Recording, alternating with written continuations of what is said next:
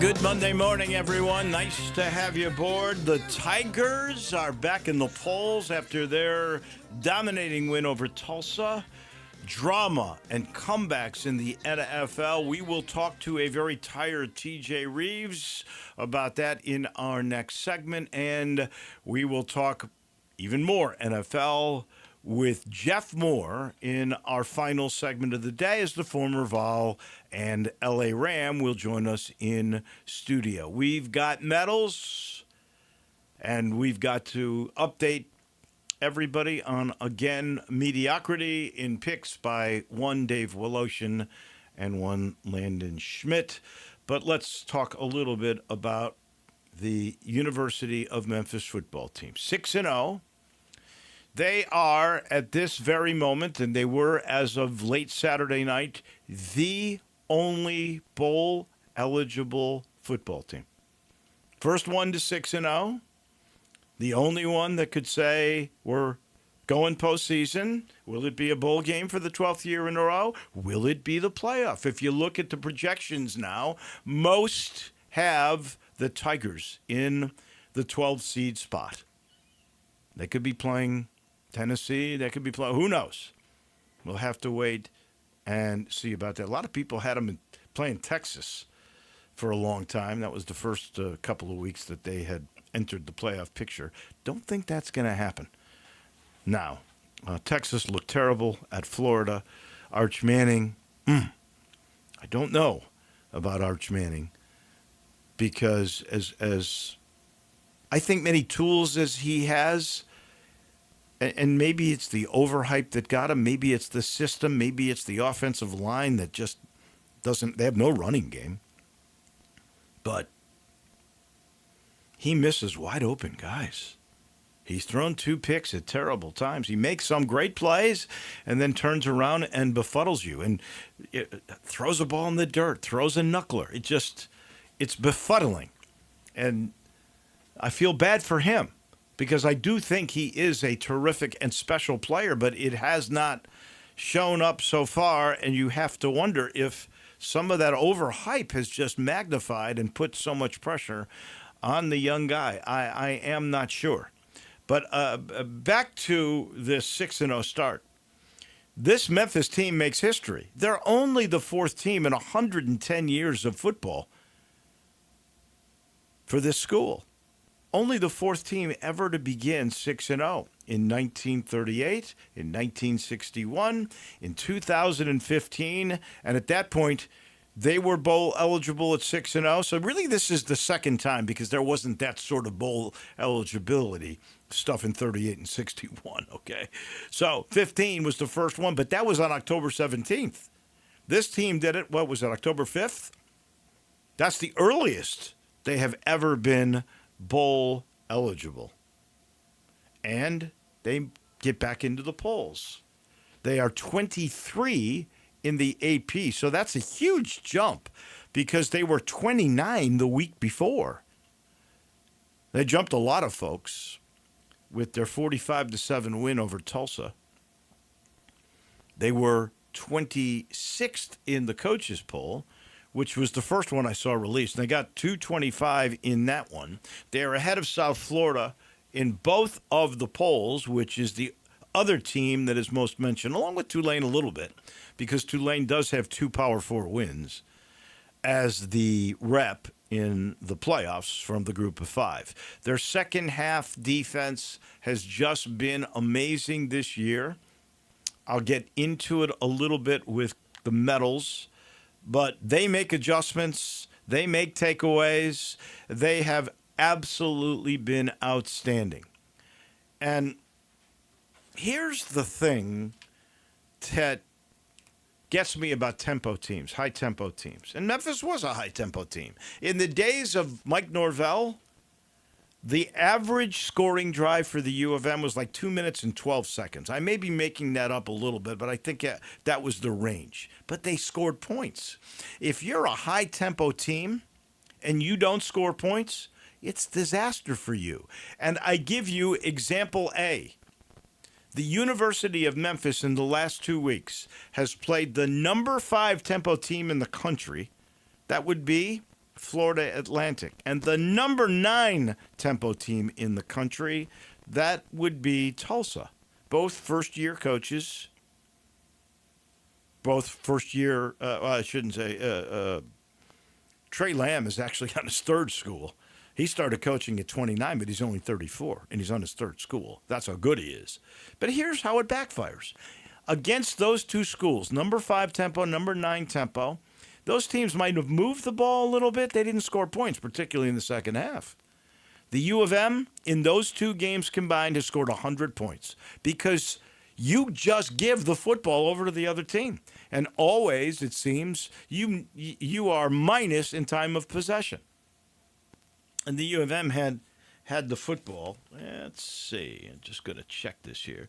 The U of M had the football. Well, it's not as bad because against FAU it was plus 3 minutes, but it was a good 12 minutes more that Memphis had the ball over Tulsa. That was really a great showing of offense versus defense. But the more I see fast tempo, and I understand why you use it, because if you're lacking in areas of talent, this is the best way to make it up. But if you don't score, you're giving the ball so often to other teams. And the result, Memphis, 45 points on Saturday, the week before, 55 points. Pretty darn impressive. So now, they go to UAB. They got a week off to get healthy, work on some things, and then they go where they'll be double-digit favorites against the Birmingham Blazers. After that, it's the game. As long as they win, and USF has to play at North Texas. That is not a gimme game. I would suspect South Florida will win the game, but North Texas hasn't lost yet. So that's an interesting, intriguing game. But if both teams come in with a combined 13-1 record, 7-0 Memphis, 6-1 South Florida, I would have to think, one, it will be a prime game that ESPN will play up because the winner of that game is like a playoff game almost. The winner of that game has the leg up on being the G5 rep in the college football playoff. And two, first place is on the line. So I would have to think that could be even a game day. We've talked a little bit about that. There are some other games that are very intriguing. I think Oklahoma Ole Miss is that week. So where they stand could play a role in all of this. But I would think it would be in the discussion. But, you know, here you go into the bye week. You're halfway through the year. You're 6-0. You can't be any better than that. And you're the only team at this moment that is bowl eligible. You make the playoffs. That's a pretty darn good thing. Landon Schmidt, we are not very good. 2-3 for me this week, 1-4 for you. On the year, if we go to Vegas, we're on the verge of being broke. I'm 12-18. You're 11-19. I think we are broke. We are broke. Well, if you bet small, we wouldn't be broke. I think I've bet small on all of these. Very good. I'm really glad to hear that. We have a chance to rectify it. I mean, we're not out of it yet this year. A 5-0 week would go a long way. Oh, it absolutely would. And I think we're due for one. We are due. Absolutely due for one. All right, we've got TJ Reeves, as I mentioned, coming, Jeff Moore coming, but on Mondays, we do a little thing that we like to call precious metals. I'll start with my bronze. I got to give the Las Vegas Aces from the WNBA a bronze medal. They go up 2-0 on the Phoenix Mercury in the WNBA Finals. Part of the reason I do this is because I got to give Jackie Young a bronze medal. She set a record. In this second game, she allowed her team to pull away by having what is now a record in the in the Women's League. She scored 21 points in the third quarter, which gave the cushion to her team to go up 2-0. This is the first time they're playing best of 7. They're going to Phoenix. Series is not over by any means. How many times have we seen the home team win the first 2 in the best of 7? Visitors come back and win 2 at home. So that could certainly happen. But 21 in the third quarter, 32 points in all, she gets a bronze medal for me. I got to give a bronze to Sean Payton. With Denver's upset of Philly yesterday, which was a great comeback, Sean Payton gets his 173rd win, which allows him to pass Bill Parcells on the all-time coaches wins list. You know, Payton can keep going up. He's not that old. And he's got a good quarterback, and maybe good things can happen for him in Denver. Pretty impressive. I got to give a silver medal to Derrick Henry. I know Baltimore got smashed again, and their defense is awful, and people are calling for the DC's head. And I got to give John Harbaugh credit because he goes, no, we're not doing that. We need to stick together. This was a good DC a year ago. He's not injured. I've got injuries. The point is, in football, there's always adversity, and in adversity, there's plenty of finger pointing by outsiders. We're sticking together. We'll work it out. I admire him for that because I don't think it's his fault, that DC. But in that game, Derrick Henry scored a touchdown. It was his 110th touchdown, which ties him with Walter Payton for the 5th most running touchdowns in the history of the National Football League. So he's tied with Payton. He's going to break that for sure. But anytime you're mentioned with Walter Payton in my book, you are a great one. I still shake my head. Why is it the Titans let him go? I have no answers for you. I don't either. Silver medal, Toronto Blue Jays. They're up 2-0 in the best-of-5 American League Divisional Series on the mighty New York Yankees. Not so mighty, at least pitching and defense. All that Toronto has done at home is win 10-1 and then 13-7 yesterday. So the Yankees have given up 23 runs in 2 games. This is not best-of-5. Best-of-7. This is best-of-5. Which means Toronto only needs to win 1 more game. They're not losing the next 3 games. I know the next 2 are in New York City, in Yankee Stadium. They're not losing 3 games, I don't think. I love Toronto's position here. Wouldn't even be shocked if it was a sweep. 23 runs. Wow, that's terrible. Then I got to give 2 gold medals out. First to the Tigers defense. In the game against Tulsa, they only gave up 86 yards in the second half. 86. They had 4 takeaways. That's what this defense and this team does. 4 takeaways. They are up now +5 on the year in giveaway takeaway.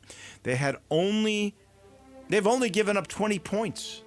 And 2 touchdowns in the second half. And one of those really was on the offense, who gave them a fumble that was returned to the 19-yard line and a little bit of momentum in a game that was out of hand, and they scored a touchdown. This defense is almost perfect in second halves. I mean, it's astounding how good they are. They make adjustments. They did it with some backups, too. They had 3 starters out of that game for most of the game. William Whitlow, their best defensive lineman, got kicked out of the game in the first half, so he can play the whole game against Birmingham. Marion Cooper got injured in the first quarter. He had a backup who ended up getting an interception, Israel Simpson. And then you had Russo, who was tied for second in tackles, the outside linebacker for the Tigers, who missed the game because of injury. So you had 3 starters out, and still look what they could accomplish. To me, amazing. And they're just perfect in the final 30 minutes of almost every game. And I got to give Jordan Hankins all the credit in the world for that. So I give that Tigers defense a gold, and then I give a gold to Tim Skipper. Who is Tim Skipper? You may ask. Rightfully so. Nobody have heard of Tim Skipper until this past Saturday. He happens to be the interim head coach of the UCLA Bruins, a team that has been awful. a team that could not win a game, but a team that beat Penn State. Oh, is James Franklin ever really? We've made fun of James Franklin for his record against top 10 teams, but usually teams that are bad, he beats up big time. And he's done that at Penn State. He did that even at Vandy. But his team got beat. They are reeling. Let's remember, Penn State was ranked second in the country in the preseason. More on that in a minute. He couldn't beat a big-time ranked team the week before and then loses to UCLA, who'd fired their coach because they're so bad. Tim Skipper said we could win the game before the game, and they won the game. I don't know if he's going to get the job, but if I were them, I'd think about it now. He's my new hero, Tim Skipper. He's the story of the week in college football. I'd hire him on the spot. That's exactly what I would do. Well, my first bronze medal I'm going to give to Nico Iamaleava. He's been on my rust for the past for this entire season because he's just been terrible. But yesterday, I mean, an absolute turnaround, 166 yards passing, 2 touchdowns. But this is where his game shined, was in the rushing attack, 128 yards. 3 touchdowns. 5 touchdown performers for Nico. I don't know where this has been against Mountain West opponents, but I guess Big Ten opponents, he wants to show out. I don't know what the deal was there, but shout out to him. Just let's not go too crazy over this team because this team is they're still 1-4. Yeah. It still looks really bad, but Nico still deserves some accolades for a 5 touchdown performance against Penn State. My next bronze medal going over to the NFL is Ja'Cory Krosky-Merritt in the Commanders' big win this Sunday with a returning Jaden Daniels. He had 14 carries, 111 yards, 2 touchdowns in that game. Looked really, really good. And what a differome he makes, huh? Absolutely, and I don't think the expectations were high for this rookie running back, but now he is just running all over people. He's become an instant sensation. A lot of people who I know who are doing fantasy football this year loved the fact that they picked him up because the dude is just getting points left and right. And my last bronze I'm going to give to Jonathan Taylor, running back for the Colts, in their dominant win over the Raiders. Indiana Jones looked really, really good, but Jonathan Taylor, 66 yards and 3 touchdown performance, looked really, really good in that game, and that led to that big 40-6 win over the Raiders, where Geno Smith looked absolutely terrible. My first silver medal I'm going to give to Jamari Hawkins. I think a big thing with the Memphis football team is our rushing attack is the thing that is giving us the most accolades. It's the best thing on turf right now. Nobody's stopping it. But the fact that for 4 weeks now, we have had a receiver over 100 yards in these games with Cortez Brahan the past. Oh, what a catch he made, huh? Absolutely. Looks He's like now Velcro. Absolutely. Man. Now he's got 3 weeks in a row where he's recorded a receiving touchdown. And now this guy, Jamari Hawkins, 7 receptions, 110 yards. I mean, we have a good passing attack with Memphis as well. It's not just the rush. He caught a ball, I guess it ended up at the 2. Mm-hmm. Where I wonder when Brendan Lewis threw it because it was into double coverage, but the ball was so perfectly thrown, and Hawkins went up and got it away. And honestly, Lewis put it in a place where only a Tiger could get it. That was good. One of the better throws he's had, but Hawkins, you're right. You look at him and Braham, that's a nice combination. Yeah. And this kid, Matt Adcock, because part of the arsenal over the years of Tim Cramsey is use of the tight end in the passing game, and I'm not sure they've had a guy this year that could step up. Adcock, they call him Meat. He's a guy that I think could fill that role. He caught a touchdown pass. Yeah, I like that nickname too. Sticking with college football, I'm going to give another silver medal to Dallas Wilson for the Florida Gators. 6 receptions, 111 yards, 2 touchdowns in their upset win over Texas. If you watch that game, this guy was mossing defenders, and he was trucking them too. And this kid's only a freshman, 6'3" freshman out of Texas, and absolutely ran all over this Longhorns defense, which, like you were saying earlier, the Longhorns are not, they're not living up to expectations. AP number 1, and now they're not ranked right now. That's That's really, really bad look for that team. I'm going to head back to Thursday Night Football with the 49ers win over the Rams. Mac Jones, what a performance he had in that game, stepping up to the plate. 342 yards passing, 2 touchdowns, and Fred Warner had a season-high 12 tackles, 7 solo tackles in that game. I don't think anybody expected them to win with all the injuries that they were facing, with all of the things surrounding that team, but they went out, took care of business. A lot of people would like to say there's some questionable play calling on the other side, but you got to look at the stats. The Rams still played well. Matthew Stafford still looks timeless, over 300 yards passing for him with a few TDs thrown through the air. Absolutely incredible. Silver medal, and it is with great honor that I give this guy a silver medal. Calvin Ridley, 5 receptions, 131 yards. Coming into this game on Sunday, Calvin Ridley for the season had 130 yards total receiving and beat that in one singular game in the Titans' big win over the Cardinals.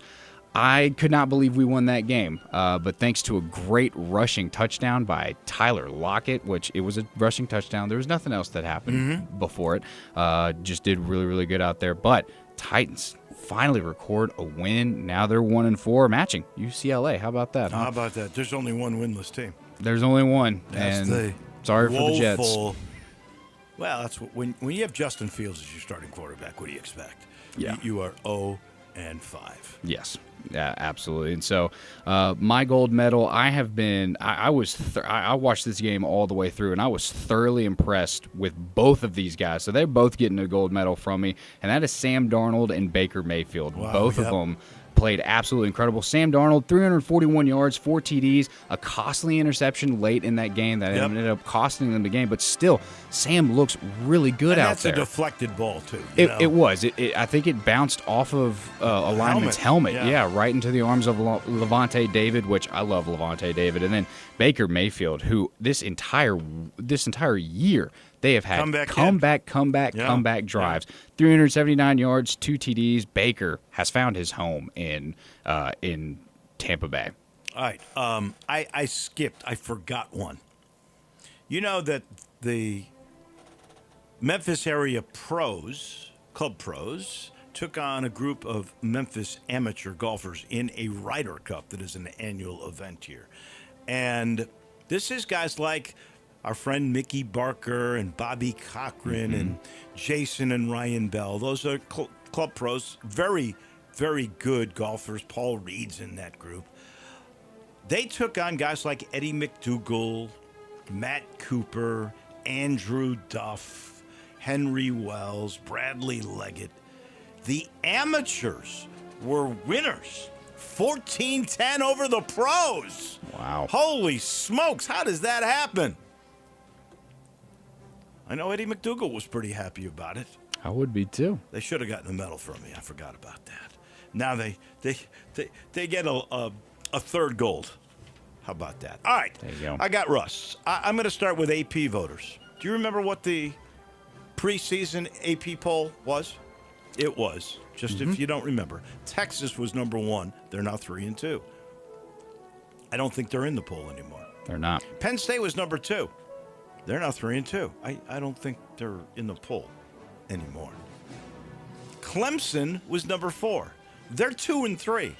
They're not in the poll anymore. The only one they got right was Ohio State. They picked them number 3. They're 4-0. They're number 1. Wow. Did they ever mess that up? It makes you, the preseason poll is a good thing because it's a marketing tool, but it is not accurate. That is for sure. And then I got to give a Russ to Arizona running back Amari DeMarcado. And apparently this is out of character. But he's about to win the game for the Cardinals. He goes 72 yards. They would have been up 22. He gets to the goal line and lets go of the football before the goal line. And apparently he's not that kind of a guy, but he was that game. He dropped the ball before the goal line and became a touchback. That allowed the comeback to occur.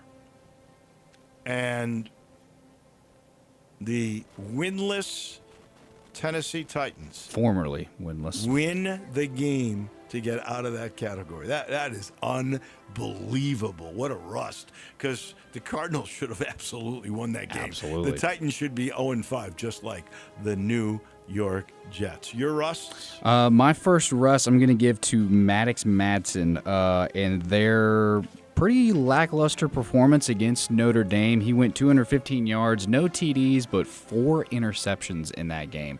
Obviously, that led to what cost him on the other side of the ball. You still have a really good Notre Dame offense, a really good Notre Dame team, but anytime you record that many turnovers in one game, it's just you can't win. You can't win a game like that. And my other rust, I'm right there with you, is Amari DeMarcado, who dropped the ball at the 1-yard line. I don't know how many videos need to be put out there or how many. It's not the first time that's happened. No, this has happened time and time again, and you would think that coaches would hammer this home or that players would learn and know that, all right, we're going to end up on, if we do this, we're going to end up on a video of, biggest botched moments in NFL history, and that was one of them. You know what they should coach, and I believe Ryan Silverfield coaches this way, that the running back, if they run into the end zone, what they are supposed to do is hand the referee the ball. Mm-hmm. So if you hold on to the ball to hand the ball to the referee, you're not spiking it early, you're not letting it go early. That's what they coach. That's what they need to do. Yeah. That's the rule. Well, you score, hand the ball to the referee. That way you're not fumbling. You're not putting up any kind of issue. Well, it's just it's the fundamentals of football is that you finish through your run. You don't want to. I was taught even in middle school is that you'd rather be the hammer rather than the nail, and you want to run through people. You don't want to sit there and hold up at the very last second and say, "Oh well, I did my job," and then call it quits. You want to finish through the run. You want to finish through the goal line. I mean, I even coached middle school football where I yelled at kids who, even in practice, they would stop at like the goal line. I'm like, "What are you doing? Get in the end zone. I mean, right. You're right there." Exactly. So it's the fundamentals of football, and sometimes even the pros forget about that stuff. Even in the National Football League. Those are our medals brought to you by the Commissary. That is the #1 barbecue place in Memphis, according to the Commercial Appeal. And you folks out there who participated in this tournament they had, #1, both places, the original in Germantown, the new one in Collierville, the Commissary, where you now in Collierville can get all you can eat for lunch Monday through Friday with 3 proteins. You're always going to have chicken and pork, 5 sides, salad, which is fantastic, and a drink, all for under $16. It's the place for your football tailgate needs, whether you're going to a high school game, a college game. You bring Commissary, you bring that pulled pork with that sauce, people go crazy. And with the holidays around the corner, let me say 2 ways that you can be the hit party. It's easy. You just use the Commissary, either their place, they've got party rooms,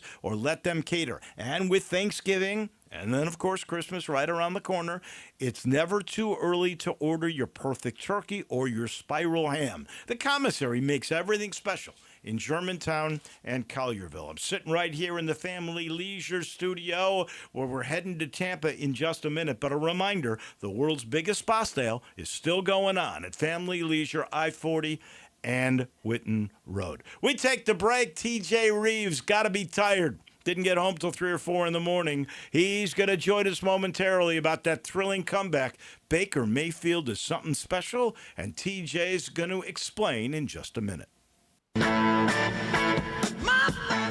Start your day with Sports 56 Mornings with Greg Gaston and Eli Savoy.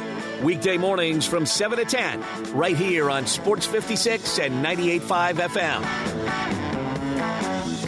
Guns, guns, and more guns. Over 700 firearms in stock. Home defense guns, old guns, new guns, used guns, big guns, little guns. Every gun you can think of, Classic Arms has them. All brands like Glock, Sig, Colt, Ruger, Smith & Wesson, Browning, Beretta, Benelli, Remington, Winchester, and more. Guaranteed lowest prices in town. Only gun importer in the Mid-South. Free gun inspections and appraisals and free bore sighting for the upcoming deer season. Shop online at ClassicArmsOfMemphis.com or visit Classic Arms at 1740 Germantown Parkway behind Corky's Barbecue in Cordova.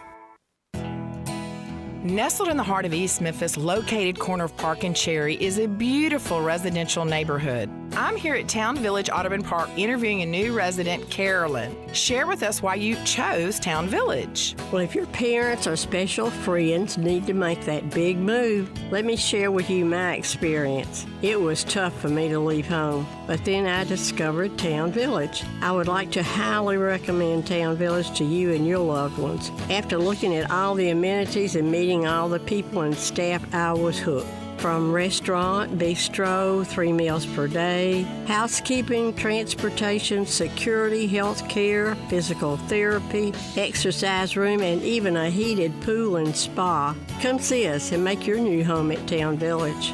Visit us and call Daniel at Town Village Audubon Park at 901-374-7342. There's no place like home, Town Village. I'm Gary York. I'm the service director at Lexus of Memphis. Our service department wants to be more than just a place where you get your oil changed. We do glass repair, windshield replacement, recalibration of your camera and sonar systems, even wheel repair, tire replacement, all the things you would expect from a luxury automotive dealer. Please check out our website. You can schedule your appointment, check out our specials, hours of operation, or if you'd like to do it in person, please reach out to one of our associates at 901-271-5199. Drivers who switch and save with Progressive could save hundreds. With that kind of money, you could go big time and skip the regular line at the airport and pay for speedy security. Imagine not having to quickly unpack and pack at the place you already came packed to. And wearing your shoes the whole time you're there? You can't put a price on that kind of luxury. Well, actually you can, and you paid for it. Switch to Progressive and you could save big time for speedy security. Progressive Casualty Insurance Company and affiliates, not available in all states. Potential savings will vary. Now back to Wolo and Friends on Sports 56. Here once again is the voice of the Tigers, Dave Woloshin.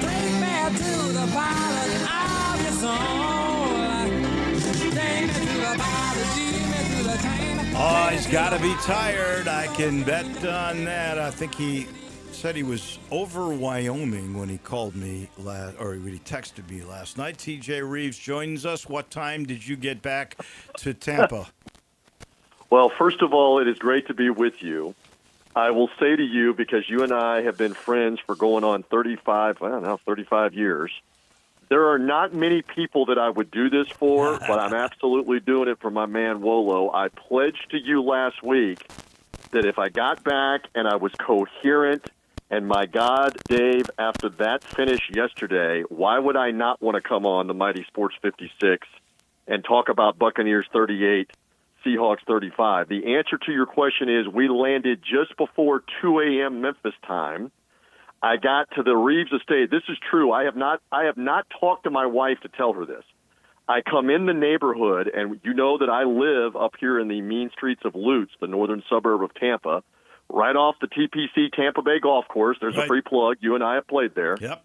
We have an issue with deer in and around the neighborhoods and the streets, and there's a deer that runs right in front of my car at 3 o'clock in the morning, about 15 feet in front of me. Oh, my goodness. You All did right, stop so that'll wake in time, you up. Right? That will wake you up. I stopped in time. I saw the deer. I stopped in time because everything is flashing in front of me of, okay, if I've damaged the car and or I've killed a deer, I've got to call the police. I've got to call the Fish and Wildlife Commission and tell them I've hit a deer. Here's what happened. So thankfully, none of that happened. I get in the house. I calm down a little bit from that. I'm jet lagged a little bit. I get cleaned up. I get into bed about 3:15 Memphis time. They could have come and robbed the entire house, and I don't know if it would have woken me up. However, I did have an alarm set that I didn't end up needing, and I've been awake for about 90 minutes. So I ask you, if I start to give out my bank account information and my password, please stop me because I'm not that coherent at the moment.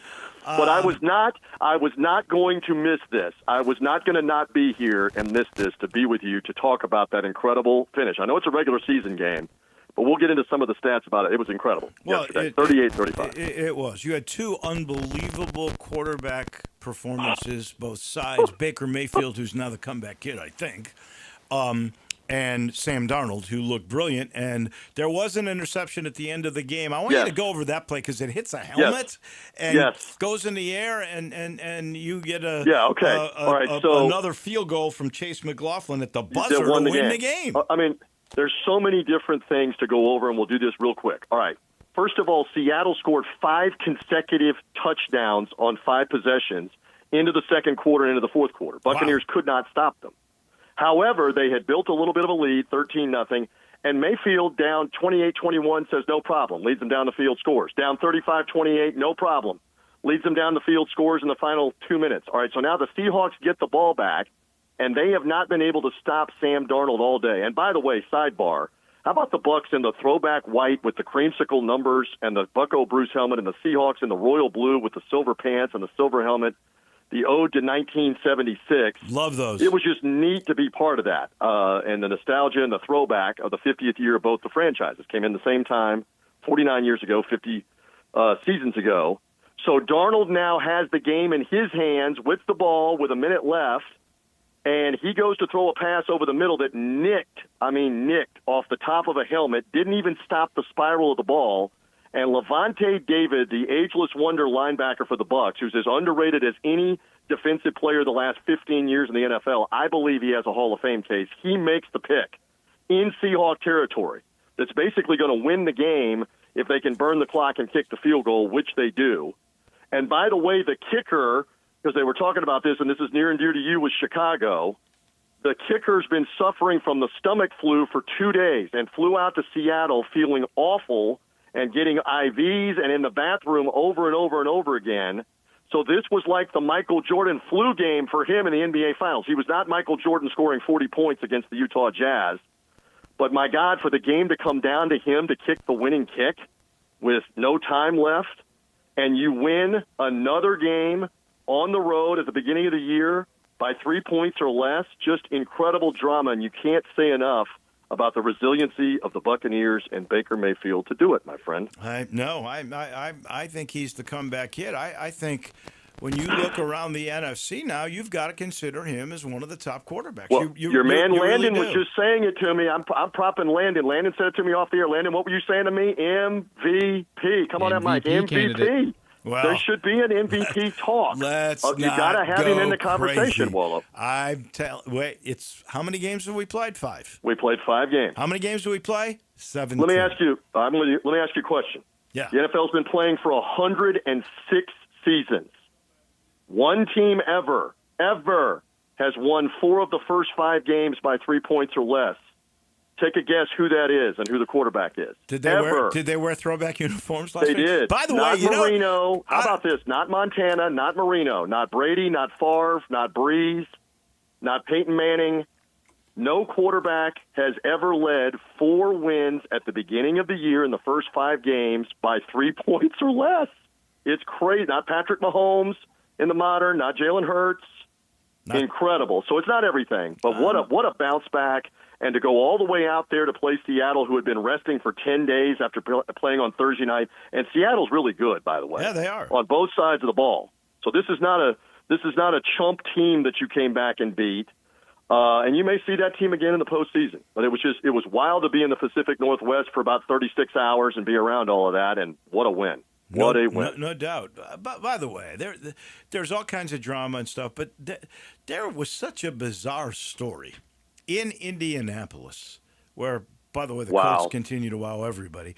But Mark Sanchez, who's worked his way to become a network analyst and who was how many years was he a quarterback with? How many teams on He was 8 years in the league, I believe, originally drafted by the Jets, played for several teams, and he's been with Fox now for about 5 or 6 years as an NFL analyst, most of the time doing a regional game to part of the country with various partners. And the craziness of this story is about a 17 on a scale of 10. Yes. My colleague and friend Chris Myers was scheduled to call the game with him, and that's not the usual crew. Fox has shifted the crews because of baseball, with Joe Davis and Adam Amin doing baseball playoff games. That meant 2 of the crews had to have different announcers. So Chris is now paired for this weekend with Mark Sanchez, and the former USC quarterback, the former Jet quarterback. Obviously they have now arrested him There's all these reports about his behavior, about being drunk. Was he on drugs? With how he behaved, he attacked a driver who was in an alley next to a restaurant who was attempting to do his job late night Saturday night. And this is an elderly gentleman that's 69 years old. Right. And you look at the photos of him, Wolo. Have you seen the photos of him? Mark Sanchez beat the daylights out of this guy. No. This and the guy feared had for his to life. stab Yeah. him. He had to stab him to keep Mark Sanchez from maybe killing him in that street in Indianapolis. So we were flying to Seattle, and just like everybody else, it's all over social media. And then Fox released a statement. Then the Indianapolis police released a statement later Saturday night. We've gone to the hospital and we've arrested Mark Sanchez. And when he's released, we're taking him to the Marion County Jail. Well, the it's account crazy. from the driver is scary as heck. It was Sanchez had to be totally inebriated, allegedly, and he starts beating up this guy over a parked truck. I guess the truck was in his way. The guy's trying to do his job, and he starts to hit him in a way that this guy's scared. First, he brings out pepper spray. The pepper spray only made Sanchez even angrier, and then he feared for his life, and that's why he took out the knife. It's crazy. Yeah, and that's the end of Mark Sanchez. Probably the end of his broadcasting career, and the legal stuff is just beginning because, again, they released him from the hospital apparently yesterday afternoon. Right to jail. And the stab wound must not have been so serious that it was life-threatening, or you don't get released the next day. Right. I mean, we're just playing doctors here on Sports 56, and they take him to jail. So it's as crazy a sports media story as you can imagine. Yes. And I know Brady Quinn got called. He had been doing the Fox pregame coverage of the Michigan-Wisconsin game to come in and do it at the 11th hour to do the game with Chris, who's just a pro's pro. So bizarre, absolutely bizarre story. Real quick, last thing. Yes. Florida stays alive. Has Billy Napier saved his job? Hey, they played. Did you get to see some of this? I know you were doing the Tiger game. They played hard. They played hard. They played well. So he's going to stick around for a little while. I keep saying to Gator fans, do you want him to stick around if he's still going to lose 4 or 5 more times this year and you have a losing season? And they're like, well, we'll take him one game at a time. All right, now they play Texas A&M. We'll see. Yeah. So he helped himself. They still got 3 more teams that are top 25 teams they got to play. So and Miami beats Florida State the other night in the in-state games. Just a lot of wild football. Not shocked at that one at all. And there was a big lead in that game. And keep an eye on your alma mater. They're in the top 25 now, and in 3, I guess it would be and all, 2.5 so weeks. I know you got to go. All the talk here is that USF Memphis game looming October 25th now for the leader in the clubhouse for the group of 5. So stay tuned. No doubt. It'll be wild. Might be a game day. No, could be a game day. Could be. It's been there before. Absolutely. Been there before. Thank you, my friend. Listen, my friend, it is always good to hang with you, especially after a wild and crazy Buck win. I was not going to be denied. I was going to be with you. Go take a nap. This morning, and there we go. Go take a nap. Get rested. Nap time a little later this morning, a little later today. You be well. We'll talk again soon when I'm slightly more coherent. But, man, how do you not get excited about what the Bucs did in Seattle? That was beautiful stuff. Thank you, my friend. That is T.J. Reeves. We've got to take one quick break. When we come back, more NFL with Jeff Moore. He's next on Wolo and Friends. Broadcasting from the Family Leisure Studio, we are Sports 56 and 98.5 FM. To NST, it's never just another case. It's your shot at getting life back on track. Real help, real heart. 35 years and still winning. NST is the way to go. Call 683-7000 or go online at nstlaw.com. When you're hiring, have you ever felt like you're missing out on meeting truly great candidates for your roles? It seems impossible to find them, but they have to be out there somewhere, right? Well, they're not hard to find when you know where to go, and that place is ZipRecruiter.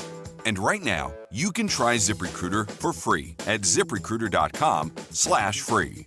ZipRecruiter helps 10 million people with their job search every day. And because these people are actively looking for jobs just like yours, it's easy to find the right person right away.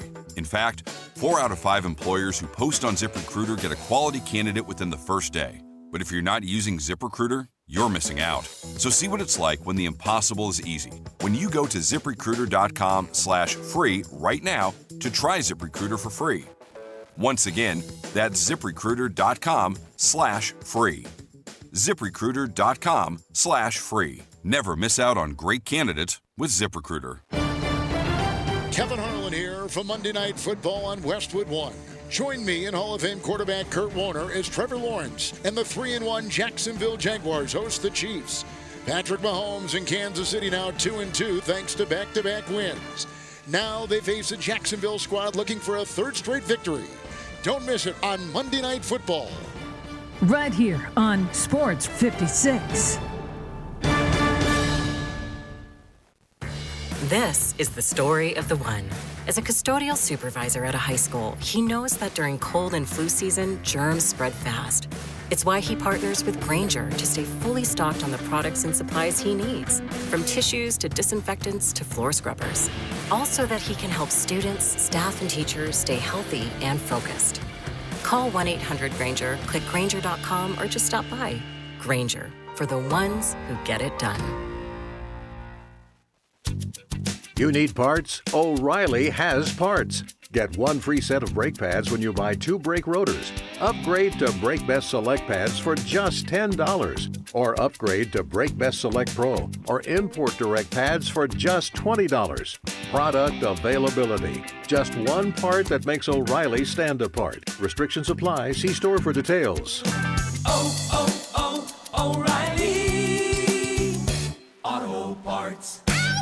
Drivers who switch and save with Progressive could save hundreds. With that kind of money, you could go big time. The next time you're out to dinner with friends, you can order the shrimp cocktail for the table. And maybe you'll realize it only comes with 4 shrimp after you've already given away 3, but that one shrimp will be so good. And if you switch and save hundreds, you could get shrimp all the time. Switch to Progressive and you could save big time. For shrimp. Progressive Casualty Insurance Company and affiliates, not available in all states. Potential savings will vary. Now back to Wolo and Friends on Sports 56. Here once again is the voice of the Tigers, Dave Woloshin. We're going to talk some NFL. Jeff Moore is here, former Ram, former Vol. He's brought to you by Southern Security. Are you getting the lowest possible rate on your mortgage? At Southern Security, they're going to offer you the best rates. Flexible terms, no PMI, unbeatable service, which is why they have been the #1 credit union in Memphis the last 6 years. It's easy to become a member. Just go online at southernsecurity.org or call the office. You can talk to a human at 452-7900. Southern Security is an equal housing leader, federally insured by NCUA. They're your home team credit union. They are Southern Security. So, Jeff, we've had New England's comeback over Buffalo. Yes. We had the Titans' miracle against Arizona. Jaden Daniels' return, no shock there, but the way they handled the Chargers was pretty amazing. What's your favorite story here? Wow. Man, I would have to say that the Commanders handling the Chargers the way they did was a big surprise to me. And they were down 10-0 in that game. Yeah, and I was certainly glad to see Jaden Daniels come back and they protect him, and he looked like his movement was good. But I've been really high on this Chargers team, and they've laid some eggs a couple of times this season against Cleveland. And again, I mean, they just got outplayed by the Commanders, but that was a big surprise. And then, of course, the Rams losing to the 49ers. The 49ers come in with all of those injuries. They got a lot of people hurt. But, you know, it just reminds me so much of how when it comes to division games, it doesn't matter the score, it doesn't matter who's hurt. Those games tend to be unpredictable because the teams know each other so well. Are you surprised at all that here we are, week 5, and there's no longer an undefeated team? The Eagles lose, the Bills lose at home, and Stephon Diggs comes back there and has an amazing game, and Mike Vrabel is just a great coach. Yeah. But we've played 5 weeks, and there's no undefeated team. Those Dolphins of the 70s can breathe easy again because nobody's going to be undefeated. I'm shocked that it happened this early. I'm not shocked because I think it just speaks to the parity that we have in the league right now. And the teams that were undefeated Philadelphia had not impressed anybody as to their wins. I mean, they've been close. They've been one-score wins. They had not outgained any of the opponents in the games that they did win. So they've been very unimpressive. Buffalo had been impressive. Yeah. But, you know, it's, again, Mike Vrabel, and they talked pregame about how he's changed the culture in that whole building. But you could just see that team believes, they play together, they love their coach, they play hard, and they just were not intimidated by the Bills, which speaks a lot about the way that they're being coached right now. I shake my head, and I still can't believe they let Vrabel go. Derrick Henry, by the way, scored another touchdown, 110, fifth most in the history of the NFL, tied with Walter Payton. And I think back, what moves these Titans made? How stupid, in retrospect, they are. Well, timing is everything, and at the time that they let him go, the team just was not responding. And sometimes, not only with players, but sometimes with coaches too, is just being in the right environment with the right players, the right team, and that team buying into the chemistry that you're trying to develop. And of course, you know, Drake May is turning out to be a really formidable tough-minded quarterback. And the throws that he made at the end of that game to get them into a position to win were really outstanding throws. I think that was his coming out party, personally. Absolutely. I mean, he's just a very heady guy. And again, that speaks to the confidence that his coaching staff has in him that has him playing so well. There was a story that, Bill Belichick at North Carolina, that was a major mistake. Even the CBS national crew, the studio crew, they were already saying after the way they lost to Clemson the other night that this was a major error on North Carolina's part, and that they ought to cut their losses right now, which to me is crazy. I'd give Belichick the benefit of the doubt to come back, but it sure looks like that was a crazy move, and he's so petty. There was a story out there that they wouldn't allow. First of all, this is not just an allegation. This is a fact that he won't allow any New England Patriot scouts to come watch his Carolina Tar Heels, but that they wouldn't allow any social media mentions of Drake May because he's he's a North Carolina alum, but because he's playing for New England, they didn't want any mentions. Now he had to refute that and change that, so they did post something. Yeah. But that is kind of crazy. But Drake May, I'm looking at these young guys, and I'm not gonna say he's young anymore, but Baker Mayfield. I mean, you've got to take a look at quarterbacks who have emerged, and where would you rate in the NFC alone? Just the NFC. Where would you rate Baker Mayfield right now? I mean, I think right now so far, and this is a small sample size because we're just barely through one quarter of the season, but he is right up there with Dak Prescott as far as the quarterbacks that are consistently playing well every week, making good decisions, carrying their football team, their offense responding to them. He's right there, and he's done it 2 years in a row. He's done it more consistently, frankly, in the last 2 years than Dak has. So he's right up there. I think he's done it against, I think, better opponents as well. Well, it is T.J. Reeves who's their sideline guy. He's always on the air right before you. He made the comment that he's the only guy in history in the 107 years of the National Football League that has won the first 4 games all by a field goal. So he has really become the comeback kid. Speaking of which, and coaches who talk, the Arizona Cardinal coach, whose name escapes me at the moment, he said before this game, because the Arizona press was just going on and on about this is a surprise how good they've been early here, and they're big, huge favorites against a team that hadn't won a game, the Tennessee Titans. And he reminded them pre-game, this is before the game, he said, Saturday, he had made the comment, he goes, this is not college football. This is the National Football League. Any team can beat any team, home or away, on any given Sunday. And then here you go. Yeah. This unbelievable comeback, which is marked by a big gaffe. I mean, the running back, Amari DeMarcado, just literally goes 72 yards, a beautiful play, and lets the ball go at the 1 yard line. I don't know how you do that, but they would have been up 22.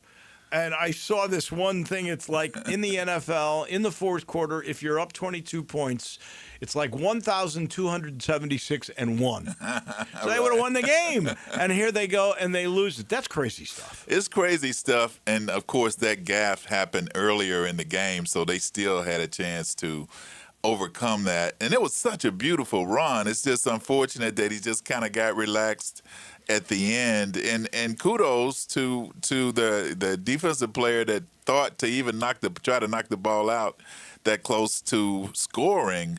But you know, the Titans, Cam Ward did well to get this team back in a position to win. They needed that victory. That coach was under a lot of pressure. That team was under a lot of pressure, and it has to be crazy frustrating for the Cardinals to lose a game like that, knowing that they had it and had an opportunity to put it away and put themselves in a good position in the division. We talk about coaches on this program. We talked to you, and I know you love Jim Harbaugh. Yeah, you're high on him.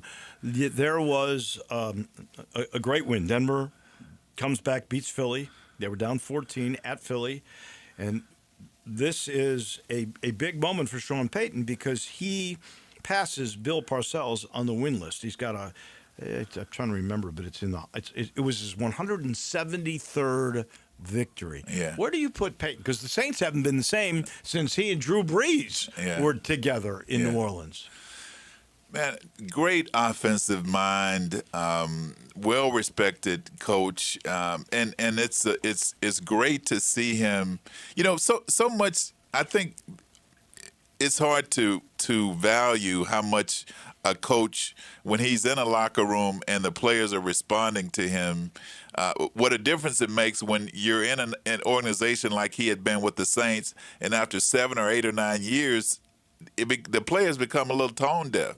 So he's able to go to another organization with his experience, with the way that he's worked with great quarterbacks in the past, and players respond to him, learn to play to win 4 quarters, and the difference can be outstanding when a coach gets in the right environment.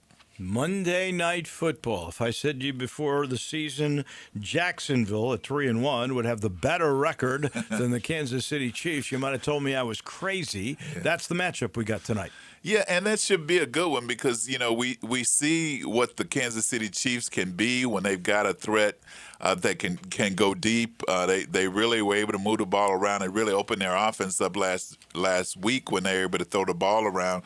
And Jacksonville's been a big surprise. I mean, they're playing with a lot of confidence. Their quarterback's playing well, protecting the ball. It should be a good matchup. It's a good test for the Jaguars to really see where they are, and I'm looking forward to it. It should be a good game. I am too. I always enjoy talking to you. I know you'll be here again next Monday. Thank you so much. Look forward to it. That is Jeff Moore, our man, the former Volunteer, the former L.A. Ram on the Shield. 11 offers in 5 days. Yes, sir. That's what Sheldon Rosengarten with Mark Spensdorf can do for you. Now, he can hardly play his normal lousy game of golf because he's always busy. Recently, he had another one of those listings in East Memphis that became so popular that many of the offers that he received for his clients were above list price. Another one of those listings in Germantown wasn't even on the market and it sold. While he doesn't always have those kinds of things happen, he can make your property the hot one because he knows how to do it. He's part of a nationwide relocation network that has this incredibly successful strategic marketing program that can mean the difference in what you make and when you make it. So if you know somebody who is thinking of selling, here's what Sheldon tells you. Interview 2 or 3 real estate agents. Just make sure he's one of them. Because then you'll find out why people often say, when you want the job done, you call Sheldon. You can reach him at memphisrelocate.com or 483-0546. memphisrelocate.com or 483-0546 if you want your house to move. That'll do it for us. Johnny Radio's right around the corner. We got the usual culprits coming in tomorrow. We'll see you then. Have a great day, everyone.